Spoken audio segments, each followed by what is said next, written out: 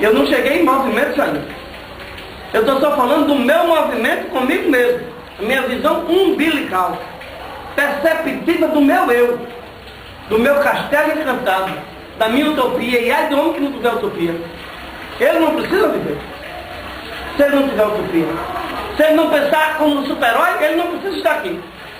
Não precisa subir pelas paredes como uma aranha. Não precisa. Mas ele precisa ter a coragem de abraçar um irmão na rua, de dar a mão a um pedinte, de olhar um negro sem ser um negro, porque ali não é uma raça, porque a raça é humana e não é pela coisa que se separa. E a gente muitas vezes nega, aqui mesmo, nesses corredores da universidade, pelo vestir, pelo jeito do cabelo, pelo formato de falar, e a gente discrimina. Ou então porque não é da minha turma, da minha turminha. Então a gente precisa ter muita coragem para romper com esses preconceitos negros, frios, sutis, que estão lá dentro da gente. E a gente faz, muitas vezes, sabendo o que está fazendo. Não faz sem não perceber, faz percebendo. E quando eu vou fazer um trabalho social pela extensão na comunidade, eu parece que vou como um bicho estranho ao ninho. Ah, é o meu trabalho. Porra nenhuma, meu irmão. Seu trabalho nada. O trabalho é coletivo, é de quem está lá na ponta. Você não é estrela nesse momento. A estrela é do outro lado da rua e a gente não se percebe disso. As coisas acontecem do outro lado da rua. E essa academia, ela serve exatamente para esse momento de reflexão e autorreflexão. E de compreensão de que sociedade a gente está querendo construir ou se inserir. Por isso que fazer extensão popular, numa perspectiva de entender as identidades de movimentos sociais, que muitas vezes não são esses movimentos que vão resolver nada ou que vão fazer a transformação acontecer. Não são eles, porque eles também têm suas lutas corporativistas. O MST luta pela questão da terra, pelas questões agrárias. O movimento Meninos e Meninas de Rua luta pela inclusão social num modelo que já excluiu. Os atingidos por barragem lutam pela tentativa de permanecer na terra, sem ter que ver sua região alagada, ou seu sonho de ter uma terra produtiva alagada, ou se romper com a sua paixão à terra, ao solo onde ele nasceu, e é expulso sem querer. É tirado lá sem saber nem por que está sendo tirado. Está aí a briga agora dos índios lá no Alto Xingu, lá na tua terra lá. Ela é igual, perto, tudo perto ali. Né? Passou da linha do Equador para cima, para mim, está tudo em casa, né? Tudo é América do Norte. Né? Passou da cima da linha do Equador para no Norte. Né? Então, veja só.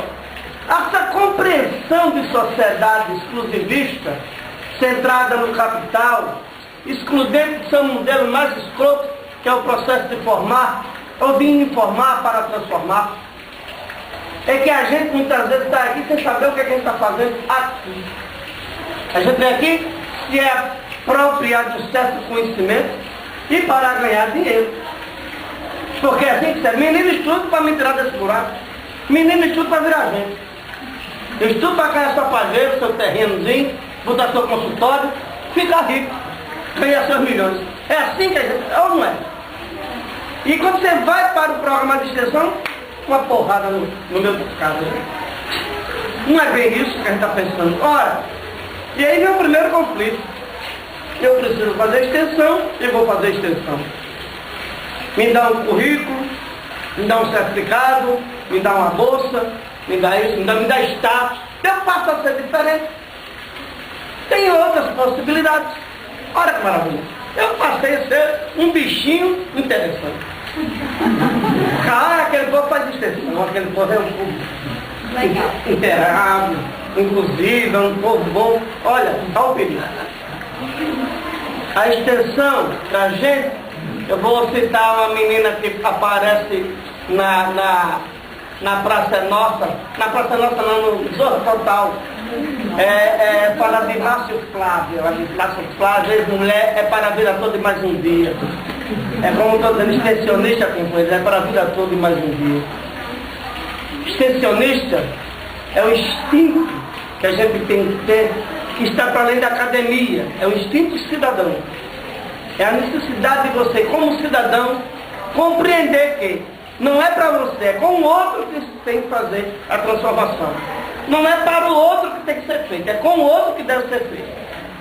E com o outro no sentido de entender o tempo do outro, a história do outro, o momento de crise de limites do outro, e não do teu limite, nem das tuas crises, nem das tuas frescuras acadêmicas.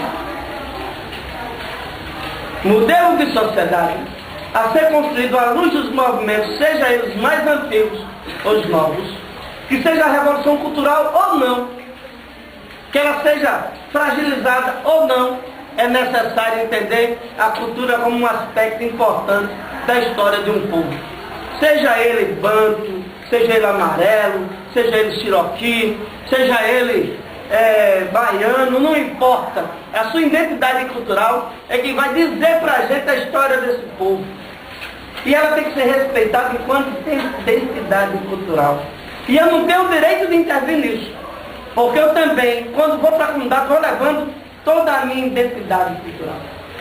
Ora, compreender esse momento é a gente, como o outro, entender também o seu movimento.